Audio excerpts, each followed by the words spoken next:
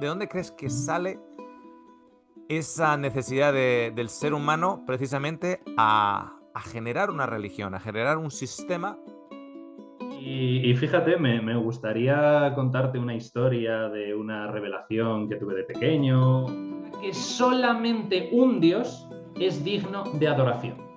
De hecho, Egipto va a ser la primera civilización donde se hable de que hay un más allá mejor para los difuntos.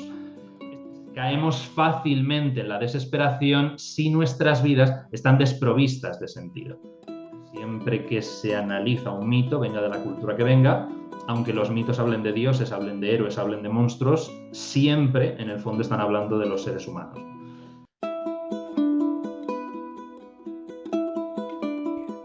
Buenos días, buenas tardes, buenas noches a todos donde nos están escuchando. En el día de hoy tenemos un invitado especial. Empezamos fuerte después de aquellos que hayan visto el anterior estudio en relación al mal uso del libro de Apocalipsis. Así que espero que hayan sido desafiados en su pensamiento.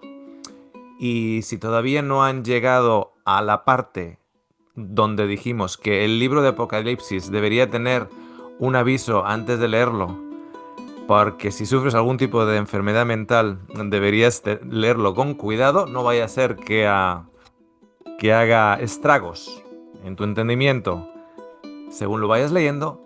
En el día de hoy tenemos a César Rodríguez Espinel, del canal de YouTube Centro Ultreya, que ya nos dirá César qué es lo que significa. Buenas noches para ti, César, allá en Madrid. Pues muy buenas noches, Óscar. Bueno, en tu caso, buena mañana, la verdad, por la diferencia horaria que nos separa. Pero muchísimas gracias por invitarme. Encantado de estar aquí. Buenas mañanas aquí. Tú estás en el sábado, yo estoy en el futuro. Eso Te es. puedo decir que mañana vais a tener allá un poquitito de nubes, pero no va a llover. Ah, perfecto. Maravilloso, mucho mejor. Ya, así mejor que llueva un día que tenemos que estar en casa metidos y todo bien. Así es. Muy bien, pues para aquellos que no te conozcan, César, les voy a dar un poquitito de explicación de tu bio en general, pero luego vamos a tener una hermosa conversación que también va a desafiar nuestro status quo, estoy seguro de ello, porque vamos a hablar del origen histórico de las religiones, no de una religión en particular, sino en general, de ese psyche humano y esa conexión con la religión, con los instrumentos que de una u otra manera tienen la intención o pretenden conectarnos con algo más de la realidad en la que vivimos. Así que para presentarte, César, déjame compartir con nuestra audiencia que eres bachiller en Ciencias de las Religiones y máster en Diálogo Interreligioso, Ecuménico y Cultural. También eres profesor de Historia y Simbología de las Religiones en el Instituto de Humanidades de Francesco Petrarca de Madrid. Y eres el fundador y profesor del Centro Ultreya, un espacio online donde impartes cursos de divulgación y haces vídeos para RRSS. Y también tienes tours, eres guía turístico en Madrid, especializado en rutas que tienen que ver con la simbología religiosa. Los enlaces tanto del canal como los detalles para contactar a César si te pasas por Madrid y quieres hacer un tour histórico, especialmente con un énfasis en las diferentes simbologías religiosas que se encuentran en las calles, edificios, catedrales, plazas, arcos de triunfo, etcétera, etcétera, de allá de Madrid, todos esos detalles los tendremos en la descripción del vídeo. Así que te animo a que le eches un vistazo tanto al canal de César, que tiene una información de diferentes religiones y persuasiones de pensamiento religioso, etcétera. Fantástico. Y nada, vamos a hablar hoy, César, del origen de las religiones. El origen histórico de las religiones, porque cada una de ellas, o muchas de ellas, van a tener, hablando de sí mismas, un origen divino. ¿No? Todos van a clamar un origen divino de su origen. Pero me gustaría comenzar, César, preguntándote, ¿qué hace un chico como tú en un lugar como este? En otras palabras, ¿qué hace un chico de Madrid con un interés en temas religiosos? No solo un interés, sino cualificaciones, años de estudio en un tema, en temas así. ¿De dónde viene eso? Sí, y además con una salida profesional, que es todavía más loco. Y fíjate, me gustaría contarte una historia de una revelación que tuve de pequeño, de una luz que iluminó mi corazón leyendo un pasaje de alguna escritura sagrada, pero lo cierto es que no hay ninguna narrativa especial detrás de este interés mío. Es que desde muy pequeño siempre me han interesado las historias, ¿no? Los cuentos, ¿no? Ujú, Todo lo que tiene que ver con una construcción de un tiempo, un lugar, unos personajes. Y mi madre me compró cuando era pequeño un libro recopilatorio de mitos griegos, ilustrado, que es una joyita que todavía guardo con mucho cariño.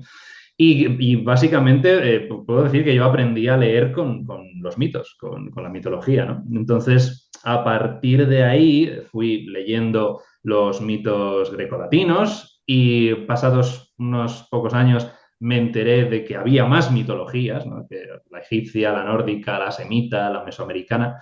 Y entonces esa sigue siendo mi gran pasión, ¿no? Los relatos mitológicos de las religiones y su simbolismo subyacente. Que esto es importante aclararlo porque desde el siglo XVIII la palabra mito ha quedado muy envenenada, en el sentido de que a día de hoy la población general lo sigue asociando como sinónimo de mentira, ¿no? O de falsedad. De hecho, esto lo comenté en una clase la semana pasada. Haces una búsqueda rápida en las noticias de Internet, ¿no? Con la palabra clave mito y todas las noticias que te salen son del tipo los 10 mitos de los hidrocarburos, identifica los mitos que te intentan colar de los ultraprocesados, no sé qué, o sea, todo en ese enfoque, ¿no? Y esto, la verdad, es trágico para la palabra mito, porque cuando hacemos divulgación de historia de las religiones y cuando yo hablo de mitología y hablo de mitología judía, de mitología cristiana, de mitología islámica, pues evidentemente hay mucha gente que se ofende porque considera que estoy tratando las narrativas de esas religiones de falsas, ¿no? Porque las ponen al mismo nivel que los relatos mitológicos de las religiones antiguas. Entonces, esto siempre hay que aclararlo. El mito, que además es una palabra griega, mitos, que significa precisamente eso, narración, relato, y además es un relato que tiene que ver con un contexto ritualizado. Esto es muy importante también. O sea, el mitos en la antigüedad se entendía que solo lo podían, por así decir, pronunciar, porque también tiene un sentido de palabra cultural, palabra ritualizada. Y entonces había una noción de que solamente lo podía pronunciar o el jefe de la tribu, o el poeta, o el sacerdote. Entonces hay una distinción importante en esa cuestión de lo que es el mito, ¿no? Tiene que ver con una narración, un relato simbólico. O sea, utiliza el lenguaje metafórico para transmitir una serie de verdades que tienen que ver con la trascendencia, que tienen que ver también con la condición humana, ¿no? Esto los historiadores de la religión lo saben bien. Siempre que se analiza un mito, venga de la cultura que venga, aunque los mitos hablen de dioses, hablen de héroes, hablen de monstruos, siempre en el fondo están hablando de los seres humanos. Entonces esto es importante entenderlo, el mito como relato simbólico, siempre. El mito nunca pretende ser una crónica, siempre es ese elemento, esa narración metafórica que pretende llevar el pensamiento más allá de las corrientes discursivas habituales del pensamiento. Entonces, es verdad que esa es como mi gran pasión, ¿no? El simbolismo que encierran los mitos, los significados, pero es verdad que lo del interés por el fondo histórico de las religiones Me viene de un tiempo relativamente más reciente, que aunque es verdad que ya hace casi 10 años de esto, pero cuando yo comencé a divulgar sobre mitos, símbolos, religiones antiguas, etcétera, en redes sociales, me di cuenta que muchas personas confundían precisamente lo mitológico o lo teológico con lo histórico. Entonces, empecé a hacer vídeos que incluían ambos aspectos, ¿no? El aspecto histórico y el aspecto simbólico, pero al final la gente donde tenía más dudas era respecto a los aspectos históricos de las religiones. Así que al final en los últimos años la divulgación que hago ha ido un poco más por esos derroteros. Pero es verdad que en los cursos intento dar los dos enfoques, ¿no? El histórico y el simbólico, porque la religión, aunque tiene un componente histórico importante, no se limita a la historia, o sea, supera la historia con creces, se proyecta, ¿no? Entonces trasciende el límite que marca la historia. Entonces viene desde ahí, viene de algo con lo que aprendí a leer y que ha sido una pasión, pues eso, desde niño. Es curioso lo que acabas de comentar con referencia a los mitos y a la mitología, César, porque tienes la, el grupo de personas en las cuales cuando usas la palabra mitología lo interpretan como, ok, entonces todo es mentira y no entienden que la mitología es un arte antiguo pedagógico para transmitir un tipo de información. Y luego están los que toman el mito no como mitología, sino como literalidad histórica. Entonces ahí ya tenemos pues todo tipo de parafernalias de las cuales se adorna un mito para explicar pedagógicamente una información y luego tienes los literalistas, ¿no? Los literalistas em, que abrazan ese mito con todos los detalles literales Tal cual sea. y los hacen históricos, ¿no? Sí, sí, sí, es así. Es así. Y al final es verdad que hay, hay diferencias también muchas veces evidentes entre una mitología y otra, pero también porque la gente que se considera atacada cuando se habla, pues, por ejemplo, ¿no? de mitología judeocristiana, ¿vale? Eh, Claro, dice, no, es que no tiene nada que ver los mitos que aparecen en el Antiguo Egipto o entre los pueblos del norte de Escandinavia con esta tradición no semita que es histórica. Ya, hay también que encajonar muy bien, contextualizar muy bien cada mitología con cada cultura y sobre todo el tiempo de desarrollo que ha tenido esa mitología. Porque, claro, al final estamos hablando de una serie de mitos, de narraciones, de relatos que tienen siglos y siglos y siglos de reinterpretaciones y con los que seguimos viviendo a día de hoy. En su forma original, por las evidencias con las que contamos, no eran muy distintos al resto de mitologías del mundo, porque es otra cosa, o sea, lo que hoy llamamos mitología era parte de la religión de los pueblos antiguos que ya han desaparecido. Obviamente que a través de la cristianización o la islamización u otras corrientes, ¿no? Por ejemplo, cuando el budismo en el siglo IV antes de la era cristiana se convierte también en una religión estatal, pues también acaba con muchas mitologías del sudeste asiático, ¿no? Entonces, hay también que entender perfectamente todos esos relatos, la evolución que han experimentado y el contexto en el que nacen y en el que se desarrollan. Entonces, las generalidades y las cosas de quitarnos las cuestiones de un plumazo, así como decir todo es verdad, todo es mentira, todo tal, no. O sea, en este tipo de cuestiones conviene más ir con bisturí de cirujano que con brocha gorda de pintor. Ujú, ujú, definitivamente. César, ¿de dónde crees que viene esa necesidad? Ya que estamos hablando del origen histórico. Uh El -huh. origen histórico como individuos que vivimos en nuestros días, evidentemente, eh, nos llega a nosotros una herencia sociológica que ya nos predispone a mirar a ciertas cosas porque tenemos, digamos, todo un equipaje de la historia humana Uh -huh. sobre nuestros hombros. Pero según empezamos a tirar para atrás, y para atrás, donde ese equipaje humano es más ligero Uh y es -huh. más basado en un acercamiento al original, ¿de dónde crees que sale esa necesidad del ser humano precisamente a generar una religión, a generar un sistema más arcaico en su día Mm. de liturgias, de formatos, de sistemas de adoración am, para conectarse, digamos, pues o con un ser superior o con un origen de ellos mismos. Pues esa es una de las grandes preguntas. Realmente, y esto es paradójico, las ciencias y las ciencias de las religiones tienen mucho que ver en ese punto, que hay un momento yéndote hacia atrás y viajando al pasado en el que no puedes pasar de ahí porque no sabes lo que hay antes de un punto concreto. Lo único que puedes establecer son hipótesis, pero no tienes ninguna evidencia de lo que hay atrás, ¿no? Entonces, claro, al final la cosmología parte del Big Bang y lo que había antes del Big Bang son conjeturas.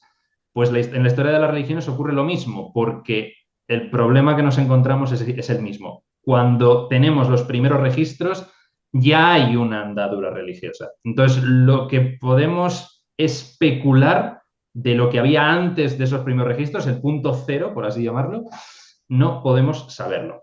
Claro, cuando hablamos de la psicología humana, ¿no? Hay como tres grandes bloques de teorías, ¿no? Que tratan de explicar el origen de las religiones. Una tiene más que ver con una cuestión antropológica, otras tienen que ver más con una cuestión histórico-sociopolítica y otras tienen que ver más precisamente con esta cuestión de la psicología, ¿no? Entonces, claro, las teorías psicológicas sobre el origen del pensamiento religioso, que se fundamentan básicamente en los estudios de Freud y Jung, claro, estas teorías exponen que todas las liturgias y los sistemas de culto acaban llenando si queremos llamarlo así, una especie de hueco estructural, ¿no? De la psique humana, que viene a ser la necesidad de ordenar el aparente caos y la incertidumbre de la existencia a través de una experiencia compartida con la comunidad de sentido, de pertenencia y de trascendencia. Por eso tan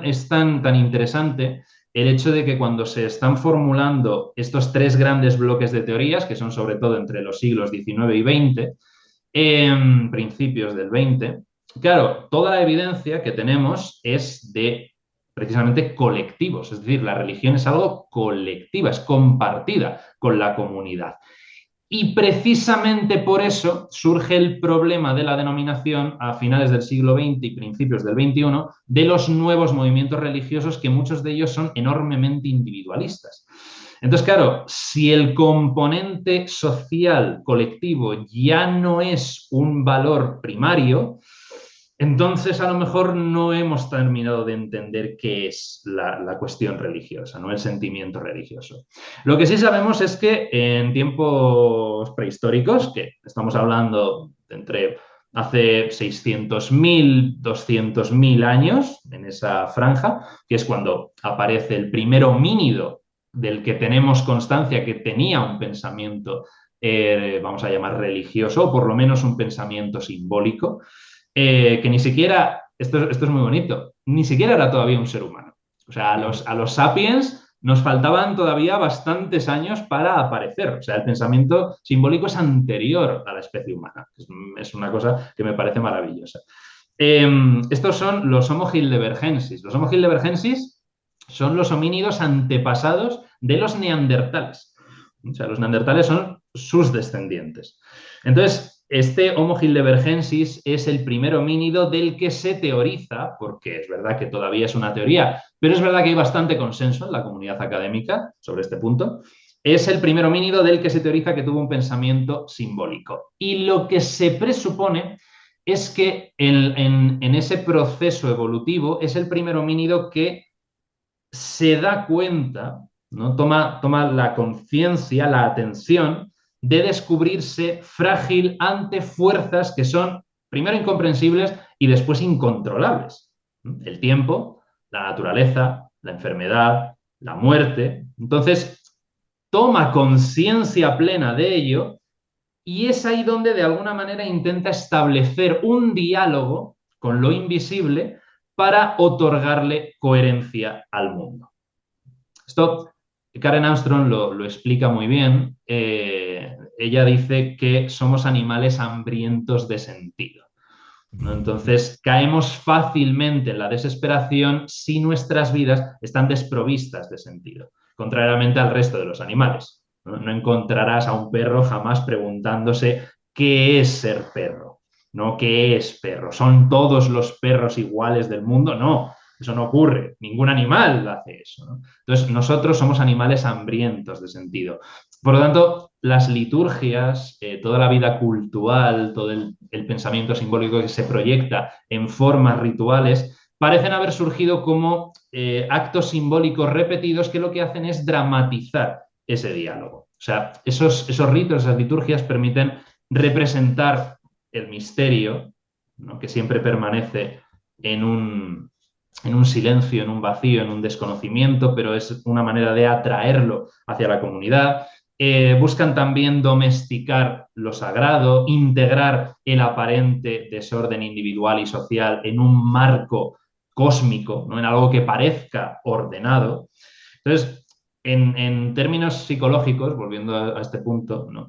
Jung acabaría diciendo que la liturgia lo que hace es dar forma exterior a arquetipos interiores. Entonces, la idea del sacrificio, de la renovación, de la comunión, de la purificación, ¿no? Todo eso son, al final, expresiones rituales de un proceso de, primero, individuación.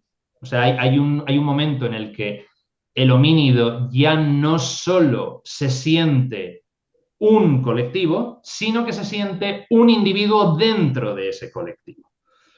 Entonces, ahí ya juegan dos fuerzas. En el mundo antiguo, el individuo solamente va a ser importante en lo que aporta al colectivo. Pero el hecho de que cada individuo tome conciencia de sí mismo y de lo que puede aportar al colectivo, eso es una diferencia muy grande con respecto a otros homínidos, ¿no? Y entonces, ese pensamiento compartido, yo lo llamo, como sabemos, el inconsciente colectivo.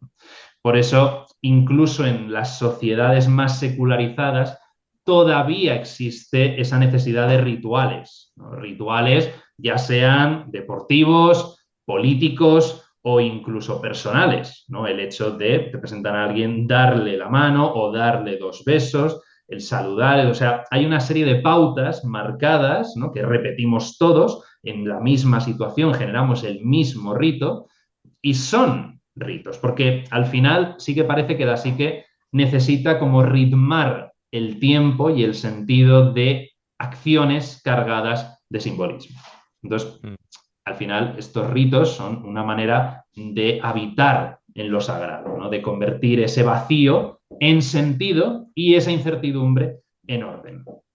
Como darle respuestas a esa maldición que decía el filósofo, la maldición de la conciencia. ¿Quién fuera Justamente, vaca? ¿Quién fuera claro. vaca, no? Efectivamente, efectivamente. Sí, sí, mira, o sea, yo a eso me quedé fascinado porque el año pasado tuve la oportunidad de viajar a la India. Estuvimos haciendo un viaje por el norte y claro, siempre que vas a viajar a la India, en estos círculos, ¿no? Todo el mundo habla como maravillas, ¿no? De los yogis, de que la sociedad está en un estado espiritual muchísimo más elevado que en Occidente somos todos horribles y fatal y estamos todos enfermos y que allí realmente la gente sí que tiene esa condición espiritual elevadísima, maravillosa. Yo, sinceramente, pasé 20 días allí recorriendo el norte de la India. No vi una diferencia abismal entre la gente de allí y la gente de aquí. O sea, santos y criminales hay en todas partes. Mm. Pero justo lo que has dicho, ¿quién fuera vaca? Yo dije, a mí quítame a todos los gurús y a todos los yogis. A mí dame la cosmovisión de una vaca que es capaz de estar de pie en medio de una autopista, que conducir allí es una locura, que yo no entiendo cómo no hay 5 accidentes por minuto. Es el caos más absoluto que yo he visto en toda mi vida y la vaca está en medio de la carretera con todos los coches y las motos zumbándole alrededor. Y, Oye, y la un esquivan, la van estado. esquivando. La van esquivando. La van esquivando porque la vaca no se va a mover, la vaca no se mueve, no se asusta, no se altera, no hace nada. La vaca es una vaca y dice, estoy en mi sitio y ya se puede hundir el mundo a mi alrededor, que me da igual. Estoy aquí, en un estado de presencia absoluta. Y digo, qué gurús y qué yogis y qué leches, aprendamos de las vacas. Me El- pareció maravilloso, de verdad te lo digo. O sea, una un, cosa, decir, mira la vaca, mira. un amigo de mi hermano salía de la fábrica, uno de los ingenieros ahí, y claro, el estrés de todo el día, el estrés de la semana, el estrés del mes, el estrés de sus jefes, de las ventas, de etcétera.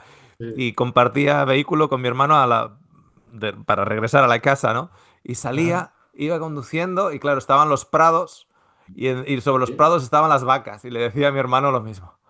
Claro, él justo. estaba estresado por todos los lados, que sí, que tenía que presentar este trabajo, este proyecto, tal.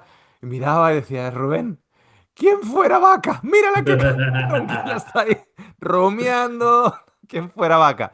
Y Efectivamente, claro, claro que sí. O sea, es que es eso. Nos hemos complicado tanto y al final ahí estábamos, que siendo homínidos estaríamos más o menos como las vacas, pero no, nos hemos complicado mucho la vida. Es Y, así. y en esa complicación, César, ¿dónde cronológicamente, en esa complicación, en ese deseo del ser humano de llenar el hueco a las preguntas? Y es una de las Ujú, cosas que aquellos que estuvieron con nosotros la semana pasada, con nosotros me ujú, refiero conmigo, tú no estabas, pero a aquellos que estuvieron conmigo la semana pasada, hablábamos precisamente de esa necesidad que ujú, parecería que el ser humano tiene a responder sus propias preguntas y no estar tranquilo simplemente con tener preguntas sin respuesta. O sea, ujú, ¿por qué no tener preguntas y estar tranquilo sin tener que forzar una respuesta o tratar de estructurar una respuesta o generar una especie de artilugio, una especie de estructura para que me llene a mí esa respuesta existencial a la pregunta existencial que previamente yo he presentado o me he presentado a mí ujú, mismo? Entonces, en esa estructura, en ese proceso histórico, cronológico, ¿dónde ujú, vemos si pudiéramos poner el punto en el mapa, dónde vemos ya una evolución en lo que más podemos ya definir como, wow, aquí hay una serie de rituales, de cultos, de organigramas, de jerarquías incluso proto eclesiásticas que podamos decir, bueno, ahí sí que ya se ve una formación bien sólida, una integración total a nivel incluso gubernamental como ujú, parte de la fibra de la sociedad. ¿En qué sociedad, en qué punto en el mapa y aproximadamente en qué lugar histórico? ujú. Claro, pues dependiendo de dónde pongamos el foco, hay un salto temporal muy grande, porque si hablamos del primer sistema de culto ya organizado, ¿no? Como has dicho, ya con jerarquías, con sacerdotes, con, o sea, todo lo que podríamos identificar como una religión bastante semejante a como la tenemos ahora, sería sin duda la religión sumeria. Estamos en el cuarto milenio antes de la era cristiana y en ella ya nos encontramos efectivamente con todos esos elementos. Ya tenemos templos organizados, que son los zigurats, con un sacerdocio especializado en un panteón que ya está claramente definido, encabezado por una serie de divinidades. También con textos rituales, con himnos escritos en las tablillas cuneiformes, con oficios litúrgicos regulares y con sacrificios organizados.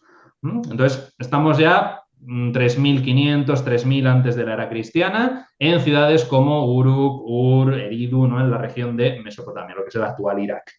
Entonces, ese es el primer sistema religioso documentado y que va a ser, por cierto, va a servir de referencia para religiones no muy posteriores en Egipto o en Canaán.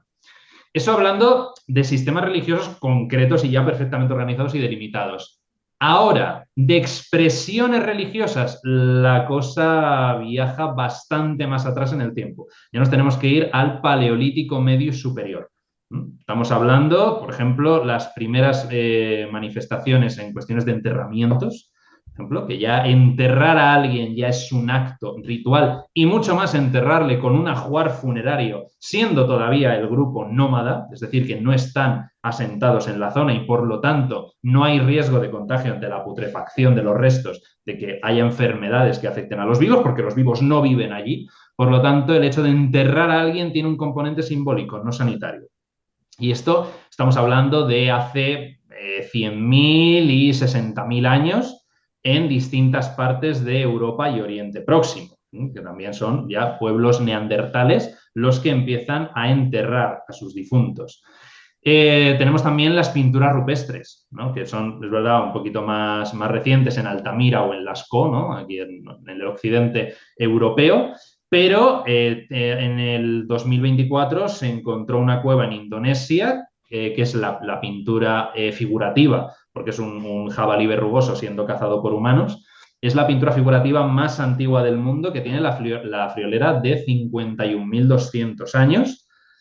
Y me vas a permitir que barra un poquito para casa porque la pintura más antigua no figurativa, es decir, que son, pues curiosamente es arte abstracto, ¿no? Que son marcas y líneas hechas también por neandertales, tiene 60.000 años. Es la pintura rupestre más antigua del mundo y se encuentra en una cueva de Málaga, en Andalucía, al sur Ujú. de España.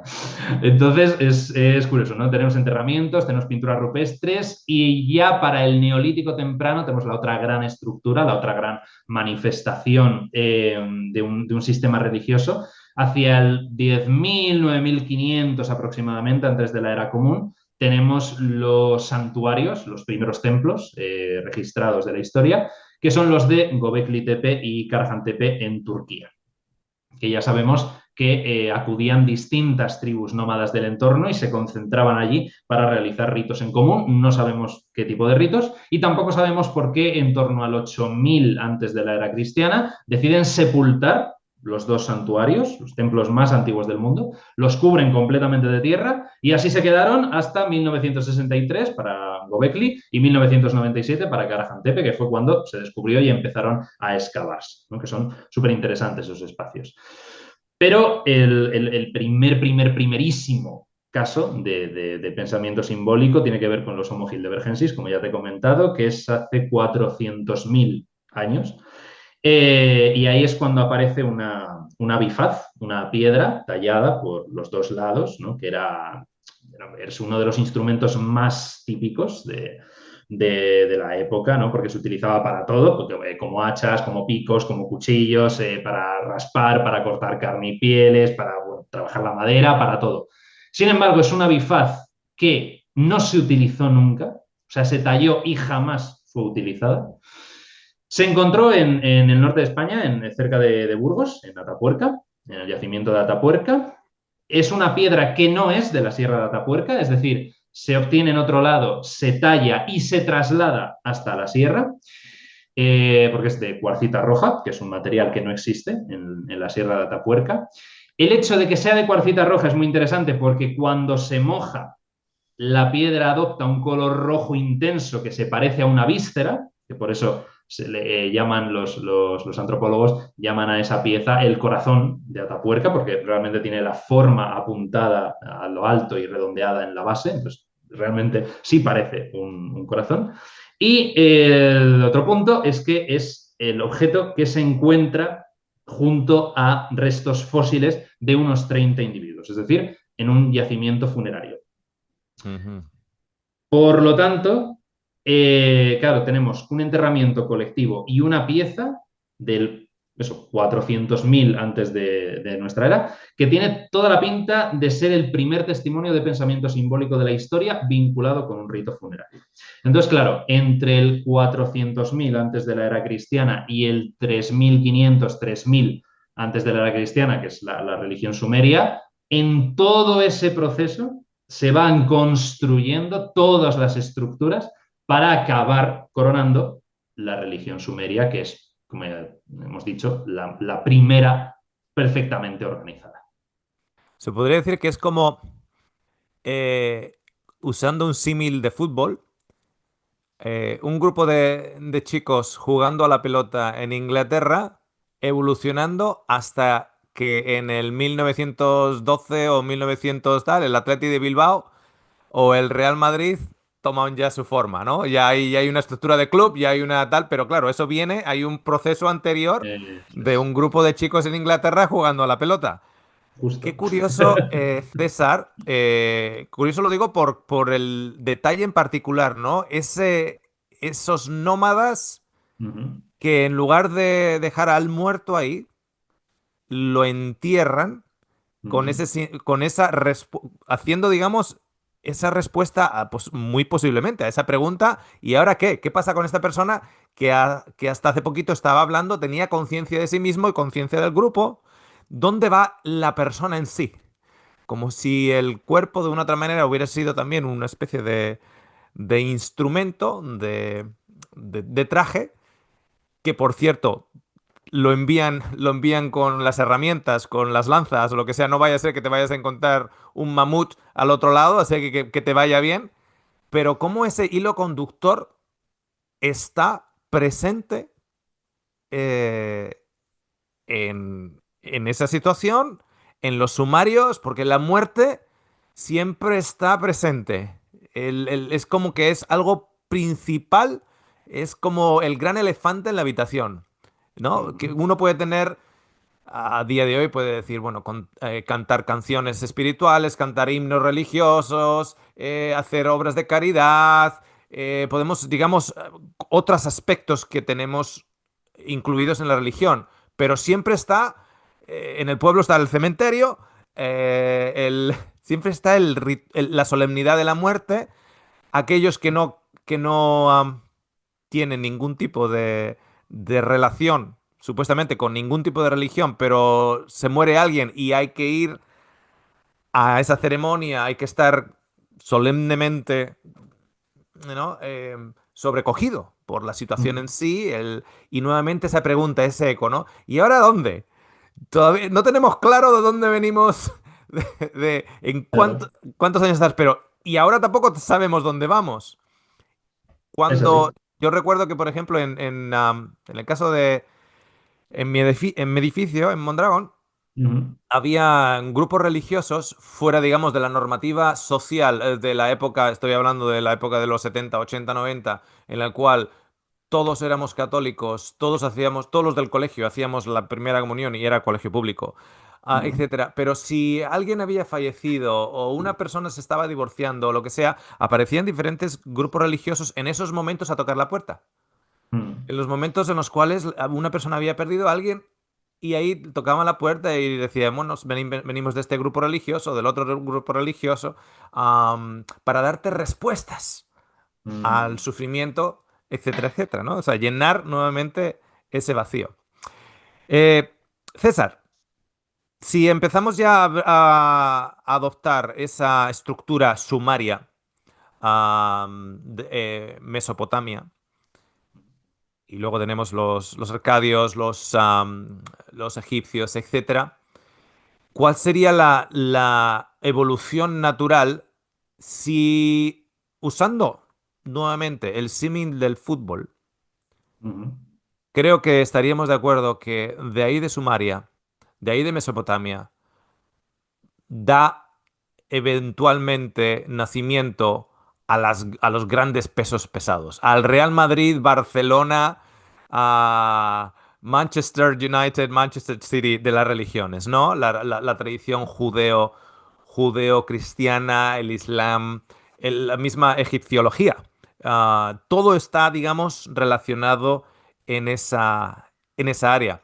¿Cómo ves ujú. esa evolución y cuánto de el culto posterior depende del culto anterior? En otras palabras, ¿cuánto de los egipcios está basado en los sumarios? ¿Cuánto de los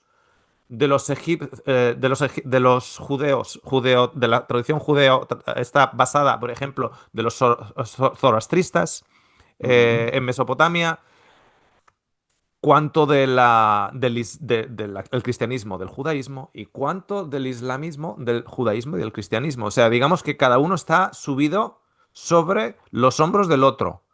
ujú. En esa Sí, evolución, ¿Cómo podríamos dibujar un mapa así visual en nuestras mentes de esa evolución histórica de la religión, de las religiones que estamos hablando en estos momentos como los grandes equipos Real Madrid, Barcelona, etcétera, los grandes equipos? ¿Por qué? Porque también está el Elche y también está el Celta de Vigo y también está el Málaga. Que ahí es cuando ya nos apartamos, digamos, de esa zona, de esos estadios grandes de Mesopotamia, y ahí ya tenemos que irnos a Centroamérica, tenemos que irnos al aborigen australiano, donde todavía yo puedo ver prácticas de esos tipos de religiones de equipos más pequeños, podríamos decirlo así. Ujú. Sí, sí, sí. Sí, sí, es verdad. Es verdad que al final el antiguo Oriente Próximo ha sido el horno donde se han hecho los mayores pasteles que hoy dominan el mundo por el número de creyentes. Es indudable. Claro, en la línea histórica, voy a intentar no enrollarme mucho porque son muchos siglos lo que pretendemos abarcar, pero en torno al pues más o menos para la misma época, a lo mejor unos 500 años después. Vamos a poner el origen de la religión sumeria en el 3500. Para el año 3000 aproximadamente, hay grupos nómadas semitas, es decir, que hablan lenguas semitas, que se desplazan hacia el suroccidente, hacia lo que es lo que se conoce como la tierra de Canaán, el levante mediterráneo, que son la zona que hoy ocupan los actuales Israel, Palestina, Siria, Jordania, Líbano, toda esa zona, ¿vale? Hay una migración bastante importante. Hay grupos que se van a, entre comillas, asentar allí, digo entre comillas porque siguen siendo nómadas, ¿vale? En esa tierra de Canaán ya hay también habitantes, ¿vale? Los cananeos, pero son todos, en esas fechas tan remotas, son todo tribus nómadas que pastorean en la región, pero que no hay, digamos, ciudades-estado importantes. ¿Qué pasa? Que hay algunas de esas tribus semitas que se siguen desplazando hacia el occidente y llegan a Egipto. Egipto, junto con Sumeria, era la otra gran civilización, el otro gran imperio del momento. Y es ahí donde empiezan efectivamente a desarrollarse, ¿no? También en el Egipto, desde el cuarto milenio antes de la era cristiana, ha estado desarrollando una religión muy ligada al río Nilo, al ciclo solar, ¿no? Donde hay dioses como Ra, como Osiris, como Isis, como Anubis, ¿no? Que hablan precisamente también de todo lo relacionado con la muerte, con la regeneración. La idea de la muerte en Egipto va a ser infinitamente más importante que en el resto de las culturas circundantes. De hecho, Egipto va a ser la primera civilización donde se hable de que hay un más allá mejor para los difuntos. Esto también va a suponer una evolución muy grande, porque en un principio los textos más antiguos, que son los textos de las pirámides, solamente hablan de que es el faraón el único que tiene un más allá. El resto de personas, cuando te mueres y se acabó. Luego ya para los textos de los sarcófagos, ahí ya la cosa cambia un poquito. Ya son también las clases pudientes, ¿no? La nobleza, las que también participan de un más allá, lo que pasa es que inferior al faraón. Y finalmente, ya para una época bastante más tardía, ya estaremos en torno al 1300, 1200 aproximadamente, ya se redacta la primera versión del Libro de los Muertos, donde se busca democratizar el más allá. Y donde se habla de que si cumples todos los pasos correctos que tienes que dar, es decir, todas las fórmulas mágicas que te tienes que aprender, todos los nombres de los dioses que te tienes que aprender, todo lo que tienes que decir en cada uno de los especies de exámenes que vas a atravesar por las distintas salas de la Duat, del inframundo egipcio, si lo haces todo bien, puedes acabar en el Aaru, en el campo de juncos, donde puedes disfrutar efectivamente de una existencia beatífica. Es la única religión que en tiempos tan remotos habla de un más allá mejor que el más acá. El resto, mesopotámicos, griegos, en la península itálica, en la tierra de Canaán, todos ellos tienen una noción del más allá bastante peor que la del más acá. Básicamente siguen el planteamiento de lo que tengas que hacer, hazlo ahora, porque cuando te mueras, la cosa va a ir a peor. Entonces, esto Mm. es un punto que es importante también destacar porque muchas veces se escucha decir, no, claro, al final se inventan la religión porque no pueden soportar la idea de morir. Bueno, es que una vez que te morías, la cosa iba peor. O sea, eso no era un consuelo para nadie. Solamente para los egipcios y eso, y a partir del 1300, 1200. Antes tampoco. Antes solamente el faraón gozaba de ese privilegio. Entonces, eso es importante. Entonces, claro, ¿qué pasa? Que con toda esta idea que se genera en Egipto, ¿no? De la muerte, la regeneración, etcétera, claro, llegan parte de esas tribus semitas que se empiezan a asentar, empiezan a ganar cada vez más poder y hay un momento en el que uno de esos pueblos semitas consigue hacerse con el trono. Claro, estos son los famosos Ixos. En torno al siglo XVII antes de la era cristiana aproximadamente consiguen asentarse en el delta del Nilo y se constituyen en la Casa Real, consiguen acceder al trono. ¿Qué ocurre? Que pasan 100 años y hay un egipcio, que será el futuro faraón Amosis I, que, harto de, primero, una dominación que consideran extranjera, puesto que no son egipcios, no son semitas que vienen del este, pues organiza una revuelta y consigue expulsar a los Ixos. Pero claro, los Ixos, evidentemente, después de 200 años en Egipto, han bebido muchas de sus tradiciones y se marchan de vuelta, son expulsados por los egipcios hacia la tierra de Canaán, ¿no? De hecho, esto es lo que uno de los eventos que los historiadores consideran que puede ser el origen del relato del Éxodo.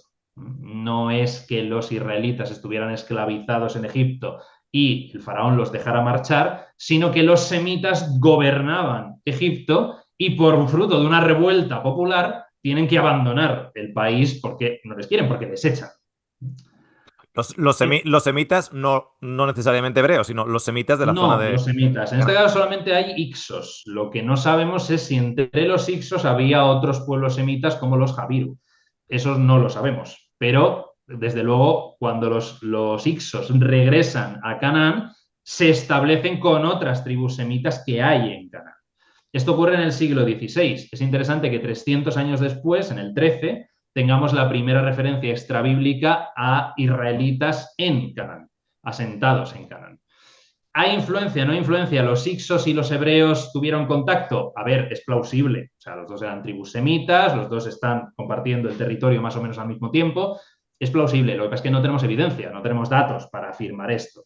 Pero sí es interesante que haya un vínculo de una tribu semita que es expulsada de Egipto y que justo tiempo después otra tribu semita establezca un mito fundacional de semitas abandonando Egipto. Hombre, es mucha casualidad, pero puede ser casualidad. ¿Qué pasa? Que Egipto, no contento con haber expulsado a los Ixos, dice, oye, ahora tenemos fuerza, ahora tenemos poder, podemos expandirnos. Y deciden expandirse hacia el este. Y llegan a dominar no solo la región de Canaán, sino que también llegan hasta el Éufrates, es decir, hasta Irak, que era precisamente la civilización mesopotámica, ¿no? Que todavía no han aparecido los acadios tardarán bastante en surgir. En ese momento se está generando en lo que hoy es la actual Turquía lo que es el imperio hitita, ¿no? Y entonces Egipto y el imperio hitita van a ser los dos grandes imperios que van a estar luchando por ese territorio, ¿no? Por todo el Oriente Próximo. Lógicamente, sus mitologías, sus sistemas religiosos van a influir enormemente en la región, no todo el sistema sacerdotal, litúrgico, de templos, de dioses, etcétera, etcétera.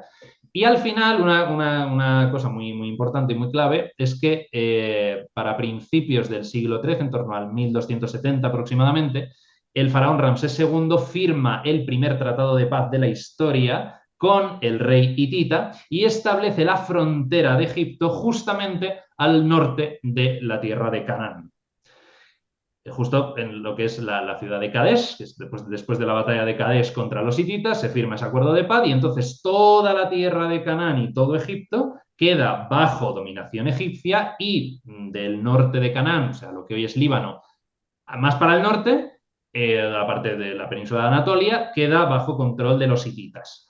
¿En qué año Así estamos otros hablando más o menos aproximadamente? ¿Cuándo eso ocurre? 1270 aproximadamente, 1270. Ujú. siglo XIII. Sí. 100 años después, para el siglo XII antes de la era cristiana, llega uno de las grandes pesadillas de los historiadores, que son los pueblos del mar. Digo pesadillas porque nadie sabe quiénes son, nadie sabe de dónde salen, pero acaban con todas las civilizaciones de la Edad del Bronce casi de un día para otro.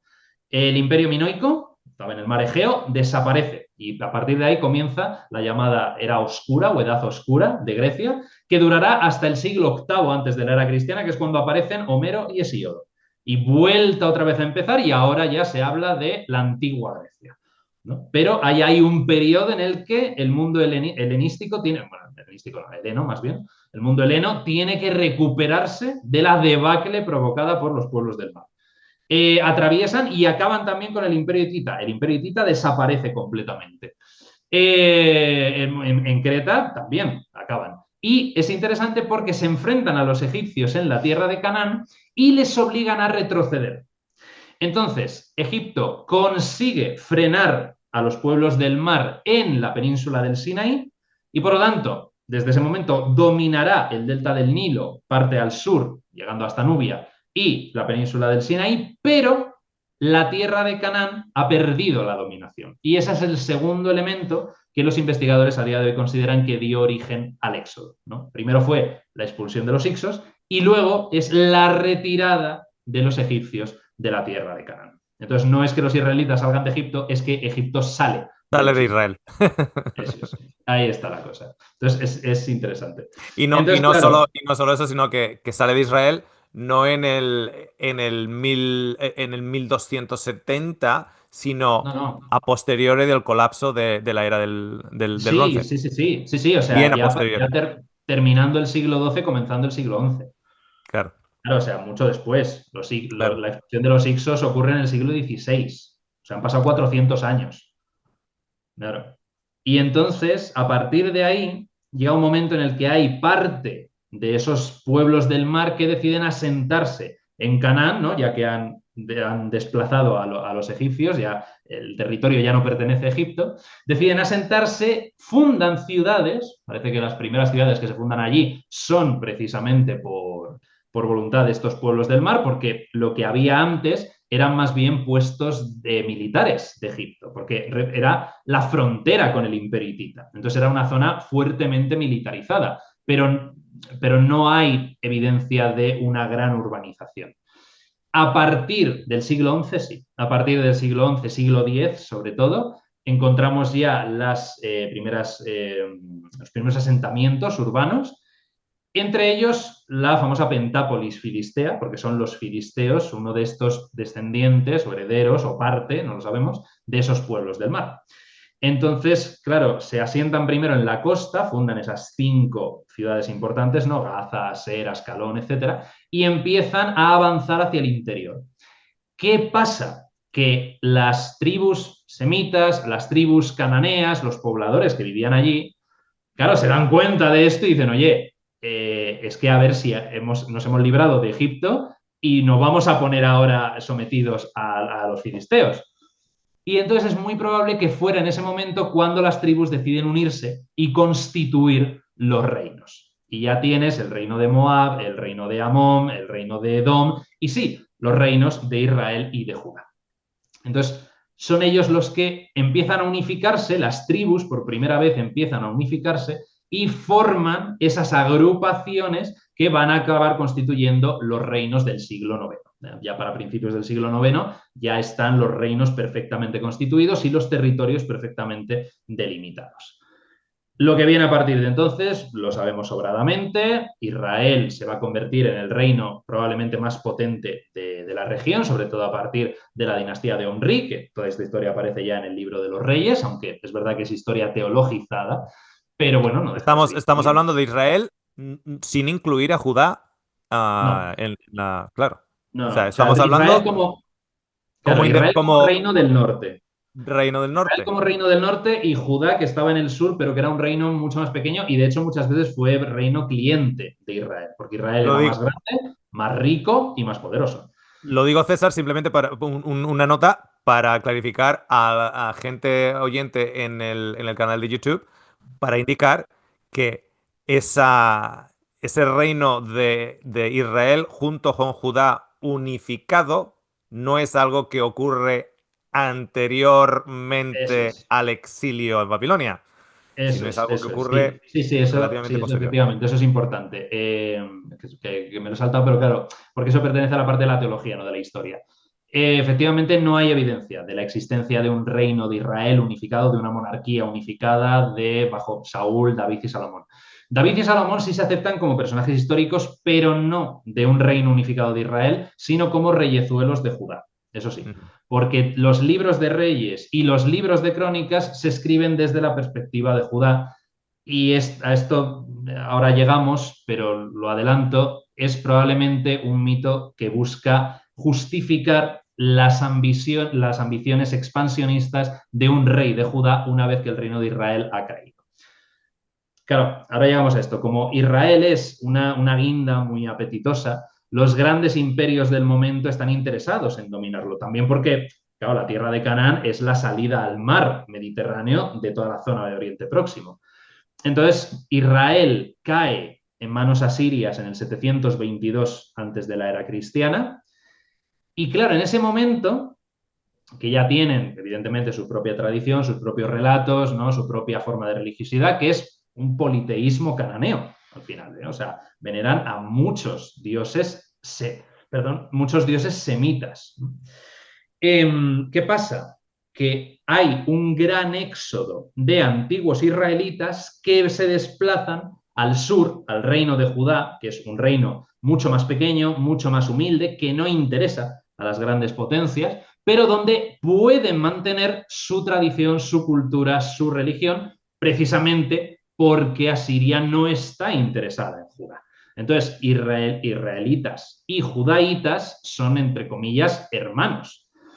Entonces, es mucho más atractivo para un antiguo israelita el mudarse, el desplazarse a Judá, que no el vivir como asirio. En ese punto es clave. Ese punto es clave porque Judá, al recibir tanta gente de Israel con todas sus tradiciones, empieza a unificar un relato compartido entre israelitas y judaítas. Los relatos propios del norte, por ejemplo los de Moisés, Ujú. empiezan a ser conocidos y manejados en el sur, y los personajes del sur se unifican también con tradiciones del norte y se empiezan a establecer ya linajes, genealogías, vínculos, uniones, etcétera, etcétera, etcétera. Se empieza a construir un pensamiento compartido y así llegamos a un año clave, que es el 622 antes de la era cristiana, con este rey que te comento, que es Josías de Judá, que es uno de los reyes que aparece en el segundo libro de Reyes, que es un rey importantísimo, es clave porque es el que hace la gran reforma. Josías es el primer rey que es auténticamente lo que se denomina enoteísta. Enoteísta, una palabra que empieza con H, no quiere decir monoteísta, son cosas distintas. El enoteísmo, también conocido como monolatría, si lo preferimos, es el reconocimiento de que existen más dioses, que es un sistema politeísta normal, pero se juzga que solamente un dios es digno de adoración, que este sería Yahvé. Claro, es muy interesante que en esa primitiva constitución de esos primeros reinos, en el siglo IX, antes de la era cristiana, sea también la primera vez que encontramos referencias a Yahvé en fuentes extrabíblicas. Ya encontramos, por ejemplo, la estela de Mesa, ¿no? El rey Mesa, que habla de que Yahvé, ¿no?, ha perdido frente a Quemos, frente al dios nacional, ¿no?, de Moab. Entonces es muy interesante porque se hace ese paralelismo. Y Josías lo que quiere es unificar todo bajo su mando. Porque de repente no hay un reino de Israel, solamente hay un reino de Judá. Y entonces su programa político-religioso consiste en que solamente haya un rey, que es él, solamente haya un templo, que es el de Jerusalén. Ya los santuarios que había en el norte, en Betel, en Dan, etcétera, ya no sirven porque han sido destruidos por los asirios. Por lo tanto, solamente un templo, un lugar de culto en Judá que sea Jerusalén. Ni siquiera los lugares altos que había dispersos, los distintos santuarios que había dispersos por toda Judá, esos también ordena destruirlos para unificar el culto en Jerusalén. Por lo tanto, un solo rey, un solo templo, un solo Dios, Yahvé. Por lo tanto, elimina los cultos y las adoraciones a otros dioses como Baal, como Aserá, ordena destruir sus estelas, sus cipos, sus centros, ordena matar a sus sacerdotes, o sea, hace una limpieza religiosa absoluta de manera que el único culto que exista en Judá sea el de Yahvé y una sola ley. Josías es el primero que realmente busca construir un pueblo para que todos vivan bajo las mismas leyes, bajo la misma forma de vida. Porque antes de Josías, cada uno adoraba al Dios que quería, en el sitio que quería, y sí, se regían por unas normas, digamos, más o menos compartidas, pero no había una legitimación ancestral. Josías es lo que aporta, que es lo que se considera la base del libro del Deuteronomio. O sea, a día de hoy, salvo algunos elementos narrativos de los libros del Génesis, Éxodo y demás, que sí se considera que son más antiguos, ¿no? Por ejemplo, la canción del mar, del libro del Éxodo, o el canto de Débora, de Jueces 4, eso se consideran composiciones poéticas que sí son más antiguas, siglo XII, XI incluso, pero la primera codificación legislativa importante es la base del libro del Deuteronomio. Y se considera que efectivamente lo genera el círculo de Josías para tener un pueblo unido. Lo que pasa es que al pobre le sale... Estamos hablando de la base del libro de Deuteronomio, no el libro del Deuteronomio No, no, no, no, no.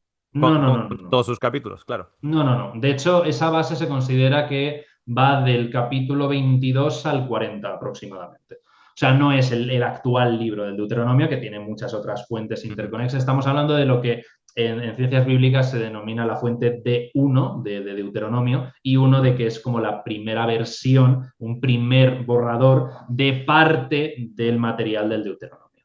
Pero Ujú. no es el libro del Deuteronomio actual. Pero claro, ¿qué pasa? Que a Josías, entre comillas, le sale un poco mal la jugada porque no termina de ver cumplida su proyecto, su gran proyecto político, que incluía también reconquistar las tierras del norte, reconquistar el reino de Israel. ¿Por qué podía hacerlo? Porque Josías vive en un momento histórico en el que el imperio asirio está muy debilitado, porque está recibiendo un ataque interno y externo. Tiene enemigos tanto dentro como fuera. Entonces no puede resistir y no puede mantener los territorios que estaban en la tierra de Canaán. Entonces Josías ve eso y lo aprovecha. Dice, ahora que los asirios están débiles, puedo expandirme hacia el norte y conquistar lo que antes era el reino de Israel. Y entonces es probablemente ahí cuando surge toda la narrativa de los reyes David y Salomón, reyes de Judá, de los que Josías se considera descendiente, que tenían un gran imperio que abarcaba también el reino del norte. Mm. ¿Por qué digo que esto sale mal? Porque Josías es asesinado. Eh, Egipto, que ve también que los asirios están siendo debilitados, entre otros enemigos, por los babilónicos, que estaban dentro de su imperio. Los babilónicos formaban parte del imperio asirio, pero junto con los medos, que vienen de fuera, se unen para atacar a los asirios, debilitarles y quedarse con sus territorios. Entonces, Egipto, que quiere evitar que una nueva potencia surja en Oriente Próximo, decide avanzar militarmente, atravesar la tierra de Canaán y llegar hasta el actual Irak para frenar, para ayudar a los asirios contra los babilonios y los medos. ¿Qué pasa? Que en ese atravesar Canaán, Josías le sale al frente, porque considera que el faraón quiere quedarse también con los territorios de Canaán a los que él aspira. Y en una refriega, Josías acaba muriendo. Entonces dice que es el propio faraón el que lo mata y ahí se acaba el cuento. Claro, la gran esperanza de los yavistas, que era Josías, acaba muerto completamente. De hecho, es gracioso. Me estoy alargando un poquito, pero es que es No, no, no, importante. no, no, no. La Creo que línea todo lo histórica. estamos disfrutando, César. Es interesante porque, claro, el segundo libro de Reyes dice que Josías efectivamente muere en ese enfrentamiento y no da detalles, o sea, es humillante para los yavistas porque Josías realmente parecía el elegido de Yahvé, o sea, había hecho toda esa reforma precisamente para el culto de Yahvé, tenía todas las pretensiones para convertirse en el gran rey del linaje davídico y de repente es asesinado por un rey extranjero.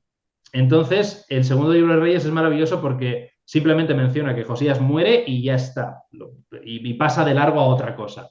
Mm. Eso es interesante porque calculamos unos 100 años después, el segundo libro de Reyes se escribe en torno al siglo VI, antes de la era cristiana, pues en el siglo V aparece el libro de Crónicas, los dos libros de Crónicas, que originalmente eran uno, y el autor de Crónicas, cuando tiene que hablar del rey Josías, busca dar una explicación de por qué el faraón pudo matar a Josías, siendo que Josías prometía tanto. Entonces es maravilloso porque el segundo libro de Reyes no dice nada, pasa sobre ese hecho de puntillas, y el segundo de Crónicas pretende explicarlo. Y entonces da una explicación de que el faraón ha sido elegido también por Yahvé para marchar contra los babilonios y contra los medos. Y entonces pone una cosa maravillosa, pone un monólogo en boca del faraón diciéndole al rey Josías que se aparte, que le deje pasar, porque el faraón no va contra Josías, sino contra los babilonios. Y le dice que Dios le ha encomendado esa misión. Y Josías se niega y por negarse acaba muerto. Entonces al final lo articula de tal manera que lo presenta como que el plan de Yahvé era utilizar al faraón para atacar Babilonia y que por Josías haberse interpuesto acabó muerto. Pero que Por si su no se hubiera cabezonería. interpuesto, Su si hubiera cabezonería. cumplido la voluntad de Dios, habrían mantenido la vida. Claro, Entonces es muy claro. interesante cómo el cronista intenta arreglar ese desaguisado que es la muerte de Josías, que nadie esperaba. ¿Cómo puede ser? Entonces, luego ya la historia sigue como sabemos. Finalmente el imperio asirio cae, Babilonia surge como la nueva gran potencia y Nabucodonosor II, obviamente ya para principios del siglo VI, 586, hace la gran deportación, ¿no? Ya había hecho una de la familia real de Judá, pero la gran deportación viene en el 586, antes de la era cristiana, ¿no? Y ahí el reino de Judá desaparece. Qué curioso, Entonces, César, perdona, sí, perdona que te interrumpa. Curioso porque así como el narrador pone ungido por Dios en su narrativa al faraón, luego el ungido, porque claro, si Josías era el elegido, por encima de una persona como pueda ser Josías, tienes el pueblo elegido. Y el pueblo, al ser elegido, ¿cómo ahora van a ser aniquilados o conquistados o limpiados de su propia tierra? Entonces, ¿quién tiene que ser también ungido por Dios? Nabucodonosor.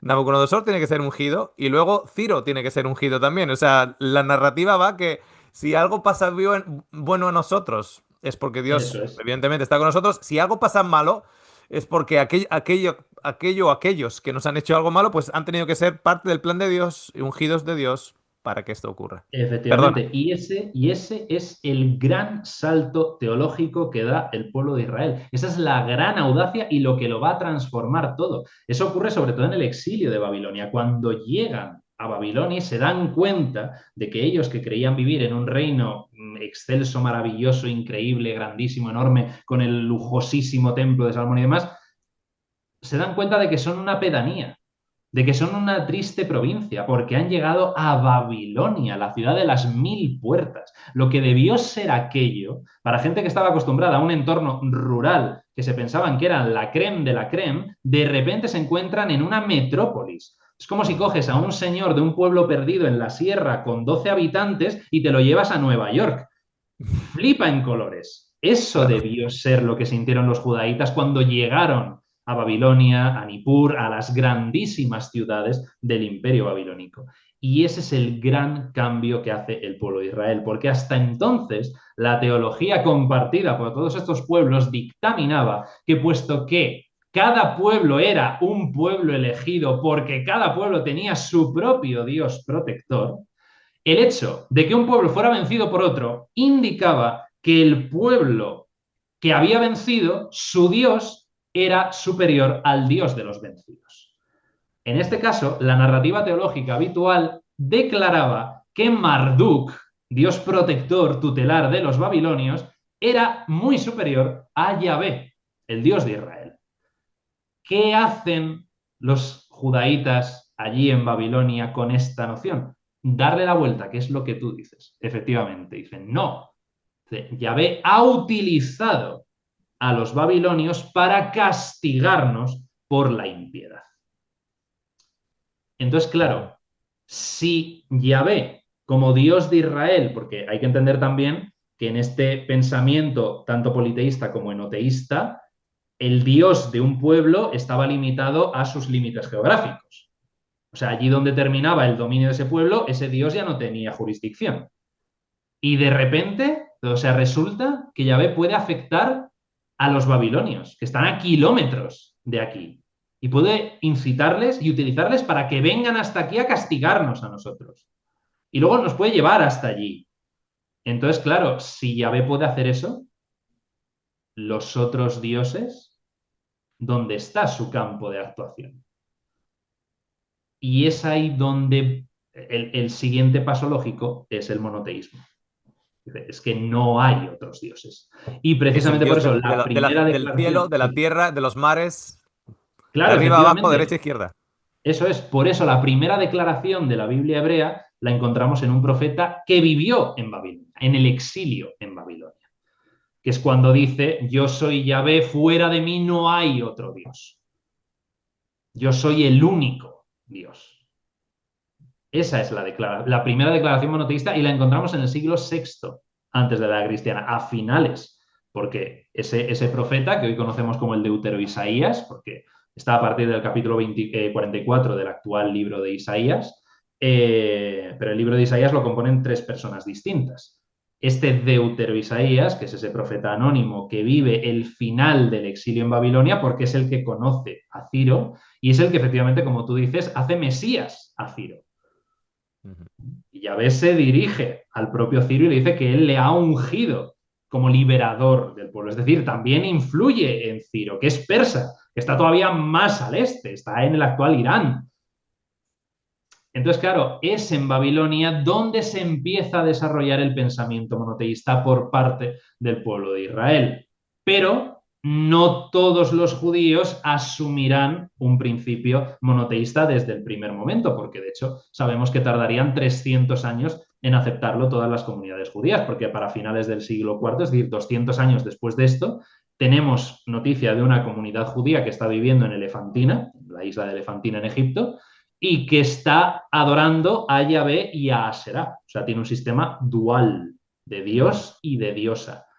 Entonces, no todos los judíos aceptan el monoteísmo, pero sí surge ahí, precisamente al dar ese salto teológico. No es que Yahvé sea inferior a Marduk, sino que Yahvé puede influir a otros pueblos. Por lo tanto, ¿quién necesita a Marduk? ¿No Ujú. será que no hay ningún Marduk?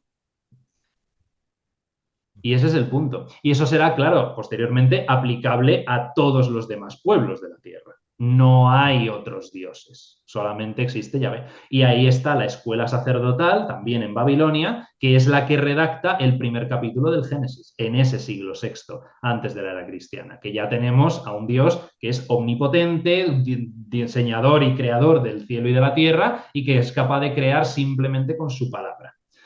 Y en cambio, si buceamos en la Biblia hebrea, nos encontramos con pasajes en Isaías, en Job, en Salmos, que dan noticia de un mito, de mitos de la creación más antiguos, donde el Dios creador tiene que pelearse con las fuerzas del caos, con dioses del caos como Leviatán, para organizar el cosmos, que es el mismo relato mítico que encontramos en Siria, en Fenicia, en territorios del entorno, ¿no? Un dios creador, un dios que organiza el cosmos después de una lucha contra el principio que representa el caos, que puede llamarse Tiamat, Lotán, da igual.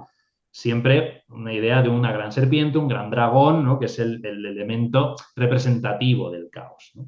Entonces, claro, a partir de esa construcción del siglo VI al siglo III antes de la era cristiana es cuando todo el pueblo judío asume el monoteísmo.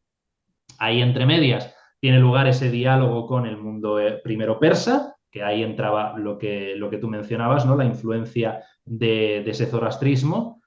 Claro, Claro. por una cuestión muy, muy a tiempo, porque están haciendo el judaísmo en ese momento, es una religión en construcción, y entonces, claro, están dominados por una religión que concibe a un Dios único, un sistema de ángeles y demonios, un infierno y un paraíso, una recompensa y un castigo en un más allá. Una figura salvadora que ha de venir al final de los tiempos para salvar a los seguidores de Ahura Mazda.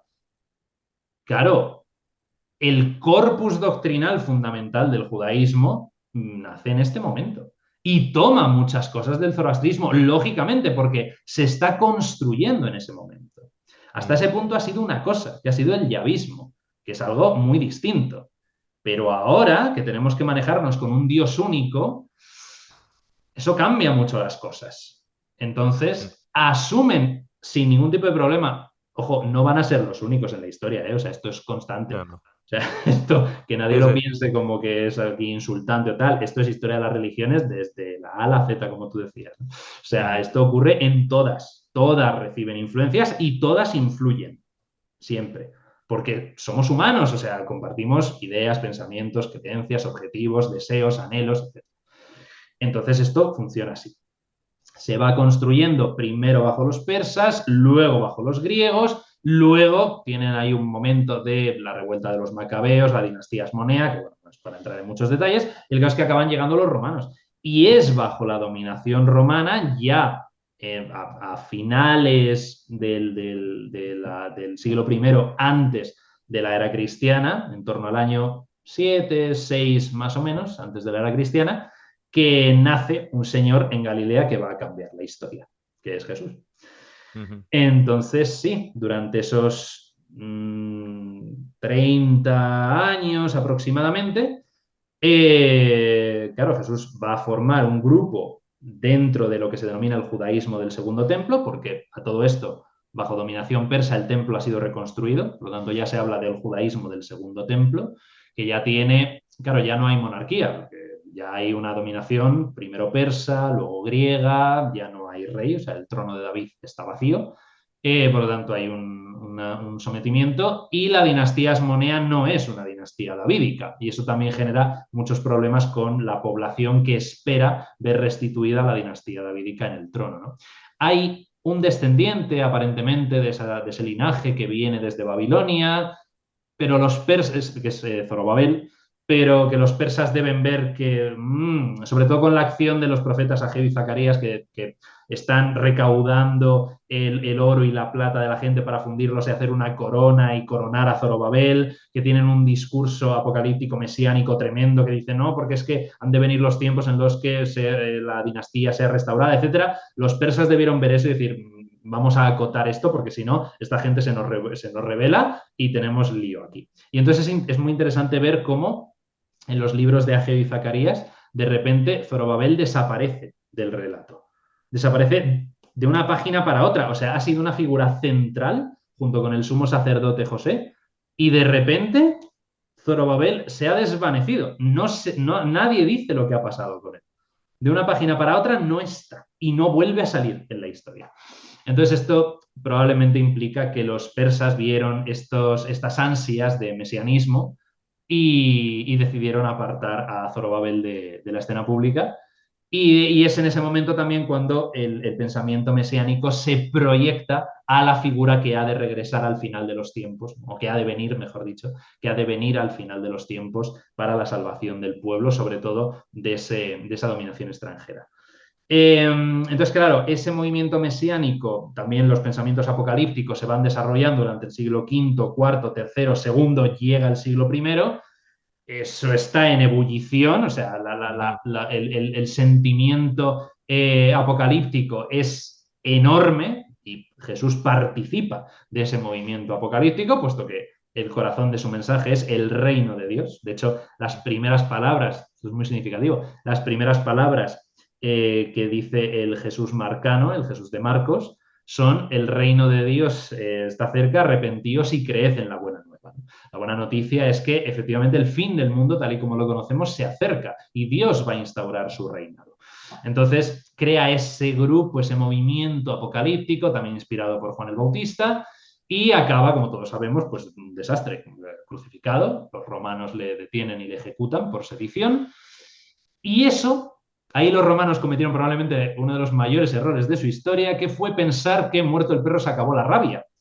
Mm. Como sabemos, ni muchísimo menos. O sea, esto petó, o sea, esto se hizo, hoy diríamos, viral, ¿no? Y entonces, efectivamente, el movimiento crece tantísimo gracias a los misioneros, a los predicadores, ¿no? Personas, el más conocido, Pablo de Tarso, pero otros muchos, Bernabé, Apolo, hay algunos de estos personajes que aparecen en las cartas de Pablo, ¿no? Con los que él se relaciona, antes de Pablo también.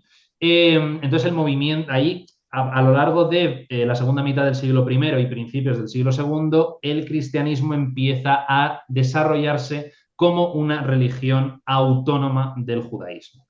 Sobre todo a partir del año 70. ¿No? En el año 70 el templo de Jerusalén es destruido, es arrasado por las tropas de Tito, que todavía no es emperador, pero estaba a cargo de la campaña, ¿no? De esa primera guerra judeo-romana. En el año 70 Jerusalén es destruido, el templo es arrasado, las comunidades judías y cristianas de la provincia de Judea son completamente arrasadas. Quedan algunos grupúsculos, los ebionitas, por ejemplo, pero ya son muy pequeños, ya no tienen ningún tipo de influencia. Claro, en los años 50, 60, la iglesia de Jerusalén era la iglesia madre, claramente. Ahí estaban el hermano de Jesús, estaba también Pedro, aunque se marchó mucho a Antioquía, estaba Juan también, aunque curiosamente Pablo no da mucha noticia de él, simplemente le menciona como una de las columnas de la iglesia de Jerusalén, pero no habla en detalle de él. O sea, hay una presencia importante claramente en la iglesia de Jerusalén. Pablo se relaciona mucho con la iglesia de Jerusalén. Es la iglesia de Jerusalén la que tiene que mediar en el conflicto de si se abre el movimiento a los gentiles, es decir, a los no judíos o no. Este es el punto, ¿no? Pero claro, la iglesia de Jerusalén desaparece en el año 70 y por lo tanto lo que sobreviven son las iglesias paulinas que están esparcidas por el Mediterráneo oriental. Y a partir de ahí el cristianismo comienza a generar más auge, más interés. Cada vez hay más gentiles y menos judíos en el cristianismo. Se empieza a separar cada vez más del judaísmo. Comienzan a aparecer los primeros problemas, ¿no? internos de las comunidades, ¿no? Ya en tiempos de Pablo habla de esas divisiones, distensiones, ¿no? Que muchas veces desde la teología se dice que fue una enseñanza única, lineal y perfecta en la transmisión hasta que aparecieron las herejías. No es así. El propio Pablo ya habla de opiniones distintas, interpretaciones distintas, o sea, el cristianismo ha estado dividido desde el minuto uno. Claro, ¿qué Y pasa? de hecho es el cristianismo paulino en particular el que, digamos, toma forma, digamos, en la zona occidental. El cristianismo que la gran mayoría de aquellos que nos estén escuchando o en el canal es un cristianismo paulino. Sí, No, sí. no es un cristianismo gnóstico, no es un cóptico, etcétera, etcétera. No, es No, el no, no. paulino en particular.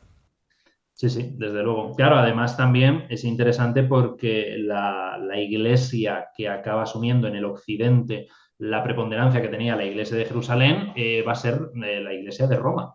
La iglesia de Roma de la cual el propio Pablo, al final ya de su vida, aunque él no lo sabía, sabía que iba a acabar así las cosas tan mal, pero tiene intención de viajar hasta el lejano occidente, hasta Hispania, y en su camino hacia las tierras occidentales pretende pasar por Roma y por eso nos regala la carta de Romanos, que es toda una presentación, o sea, es una carta de presentación, o sea, básicamente Pablo en Romanos está haciendo todo su desarrollo teológico porque en Roma no le conocen. Entonces, a Pablo le han llegado muy buenas noticias de la comunidad de Roma, que es una comunidad que tiene mucho reconocimiento entre todas las iglesias, pero no conocen a Pablo. Entonces, Pablo escribe Romanos precisamente como carta de presentación. Pero hasta donde sabemos nunca llegó a Roma porque fue detenido en Jerusalén y allí probablemente ejecutado. Todo el relato que aparece en el libro de Hechos de que le detienen, pide ser juzgado por el emperador, le llevan a Roma, naufraga, etcétera, etcétera. Todo eso son relatos que se escriben décadas después de su muerte y que tiene como muchas contradicciones internas como para ser histórico. O sea, muy probablemente el relato del Pablo de Hechos es una construcción del personaje. Pero bueno, eso es otro tema también muy largo. Mm. Para no enrollarme más, como sabemos, efectivamente, en el año 313 se emite el primer edicto de tolerancia, que es el edicto de Galerio, que es muy desconocido por la gente, no entiendo muy bien por qué, porque todo el mundo habla del edicto de Milán, pero no, perdón, el edicto de Milán es en el 313, en el 311 es el edicto de Galerio, son 2 años antes. El edicto de Milán en realidad no es un edicto, es simplemente una confirmación del edicto de tolerancia de Galerio, para mantener las mismas políticas, ¿no? En el que las comunidades cristianas dejan de ser perseguidas. Y a partir de ahí se empieza a generar todo un crecimiento del movimiento donde ya no es ilegal, ya no es una religio ilíquita, que era como se conocían estas religiones, ¿no? Las religiones que no tenían la aprobación del Estado romano. Entonces, al ya dejar de ser ilegal, ya puede dedicarse a predicar, a evangelizar, a divulgar, empieza a crecer, a crecer, a crecer, hasta el punto de, como todos sabemos, en el año 380, con el edicto de Tesalónica, el cristianismo niceno, es decir, los acuerdos que se habían alcanzado en el concilio de Nicea del 325, el cristianismo niceno constantinopolitano es el que se convierte en la religión oficial del Imperio Romano. Y así, desde el siglo IV, el cristianismo va a dominar en Occidente y resulta que 300 años después, en Oriente, que la sede del imperio en ese momento está el Imperio Romano de Oriente, que es el mal llamado Imperio Bizantino, está justo al norte de la península arábiga, pero la península arábiga no es territorio ni del Imperio Romano de Oriente, ni del Imperio Persa Sasánida, que era el que gobernaba el este. La península arábiga era tierra de nadie, porque a nadie le interesaba. Eso era un desierto. O sea, solamente era interesante el sur de la península, que era la actual Yemen, que era, sí, la zona con un poquito más de vegetación, que eso sí que estaba dominado por los grandes imperios, pero el resto de la península arábiga, eso era un territorio inhóspito, poblado por tribus, algunas ciudades, pero ciudades sobre todo en la costa, en el Hijab, y poco más, poco más. Y precisamente en ese lugar tan abandonado de la mano de Dios, nunca mejor dicho, pues aparece el otro gran personaje que cambia la historia del mundo para siempre, que es Muhammad. De repente, un hombre de 40 años que afirma haber tenido una visión que le ha aterrado hasta tal punto de que quiere suicidarse porque piensa que es Satán, es el demonio el que le está incitando esas visiones para volverle loco. Y cuando tiene esa visión primera, que estaba en una cueva, en un monte al que acostumbraba a retirarse para reflexionar, meditar, etc., un señor, recordamos que era caravanero, que de hecho se había casado con su jefa, que le sacaba 40 años. Pero la señora se había enamorado de él, le había pedido matrimonio, él había dicho que sí y estaba casado con ella. Y entonces este hombre, que ya tiene 40 años, vuelve corriendo a su casa, se refugia en los brazos de su mujer, de Jadilla, y Jadilla le pide que le cubra con una manta. El hombre está completamente trastornado, aterrado, le empieza a contar a su mujer lo que le ha dicho, y Jadilla, al escuchar la narración de Muhammad, de lo que ha vivido, lo que hace es decirle que regrese a la cueva. Que eso es un mensaje importante, que ese mensaje viene de Dios. En árabe, Allah. Ujú. Primero, también Jadilla quiere confirmar este impulso suyo, primero, ¿no? De mandar a su marido de vuelta a la cueva, y entonces consulta con un primo suyo, dicen las fuentes, que al parecer era un monje nestoriano, ¿no? Porque efectivamente el imperio romano de Oriente era del cristianismo niceno-constantinopolitano, pero los territorios que salían del dominio del imperio estaban poblados en toda esa zona sobre todo por el nestorianismo, ¿no? Entonces, que era considerado por las fuerzas imperiales una herejía, pero que tenía muchísima aceptación en toda la península arábiga, el norte, etc. Y entonces este hombre le dice que efectivamente que los signos que muestra Muhammad son los signos de la profecía. Entonces que sí, que ha hecho bien mandándole de vuelta a la montaña porque es un mensaje que Dios tiene para él. Y a partir de ahí y durante los 23 años siguientes, hasta la misma muerte de Muhammad, irá recibiendo lo que se conoce como la revelación coránica, que al final, después de muchas idas y venidas, hasta el califa Uthman, que va a ser el que compile por primera vez la versión oficial del Corán, la Vulgata, que es lo que se conoce, la Vulgata coránica, y constituirá lo que hoy en día es el Corán. Y en este rato inmenso nos hemos pateado 3.000 años de historia y nos hemos visto los nacimientos de las tres grandes religiones monoteístas. Ya. No es poca César, cosa. creo que todos los que nos están escuchando estamos de acuerdo en decir que te vamos a tener que invitar nuevamente. ¿Ok? Te vamos a tener que invitar nuevamente en otra ocasión porque hay todavía muchísimas más cosas que nos gustaría que profundizaras para nosotros. Sobre todo hemos Perdón, hablado... perdón, No, quiero no, no, pedir no, perdón por haberme ni mucho enrollado menos. tanto. Ni mucho menos, ni mucho menos. Simplemente dame un sí y un no Vale, con todo lo que nos has dicho. vale. Moisés, en la Sí. narrativa bíblica, tal y como nos describe la persona, los eventos, etcétera, etcétera, am, ¿mitología o literalidad en la figura de Moisés? En la narrativa bíblica, mitología. Mitología. No, ok. No le va a sorprender a Pero nadie, de todas maneras, ¿eh? pero muy rápido, muy rápido. Ya, dale. Es altamente improbable que sea una figura 100% legendaria. Ya. Es muy improbable por su nombre, porque es un nombre de raíz egipcia, lo cual no tiene ningún sentido que un pueblo que ha sido enemigo de los egipcios construya a su héroe nacional con un nombre egipcio, no tiene Ujú, ningún sentido. Y ujú. segundo, por los vínculos que tiene en el relato bíblico Moisés con la región de Madián. Los madianitas son otros Madianita. grandísimos enemigos de los israelitas. Tampoco tendría ningún sentido ese vínculo familiar con Madián.